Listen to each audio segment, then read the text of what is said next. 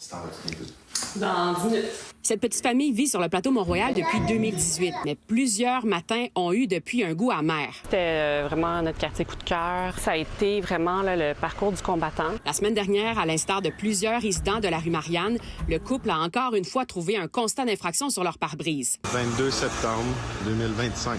La raison, ils sont stationnés à un parcomètre, mais ils ont pourtant une vignette qui les autorise à le faire. On paye 367 $ par année pour notre vignette. En 2 mois, j'ai eu 4 constats d'infraction de 97 $ chacun. On en a eu plusieurs chaque année, là. Les ennuis du couple ont commencé bien avant l'automne. En 2019, selon un document de la Ville, ils ont dû réaliser des travaux sur la façade de leur immeuble. Mais les délais pour obtenir le permis ont été plus longs que prévu en raison des exigences patrimoniales de l'arrondissement. Les permis sont super longs à avoir, mais tu fais ça pour eux.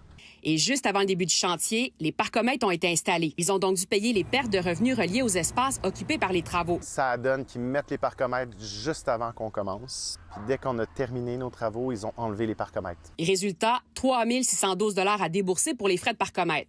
La famille a entamé 1001 démarches pour être remboursée en vain, même si l'ombudsman de la Ville a reconnu l'injustice. Ça se compte même pas le nombre d'heures qu'on a perdu à se battre pour ça. Si c'était à refaire, je pense que quand on cherchait à acheter en 2018, on aurait peut-être choisi des quartiers plus comme Rosemont, Petite-Patrie. Ça aurait été beaucoup plus facile. Je pense qu'il y aurait eu moins d'embûches.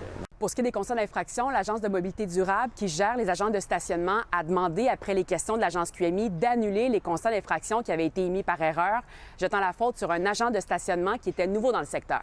C'est des erreurs qui restent humaines, là, même si elles sont fâcheuses. L'important, c'est qu'on les constate et qu'on les corrige. Marie-Laurence Delaunay, Agence QMI, Montréal.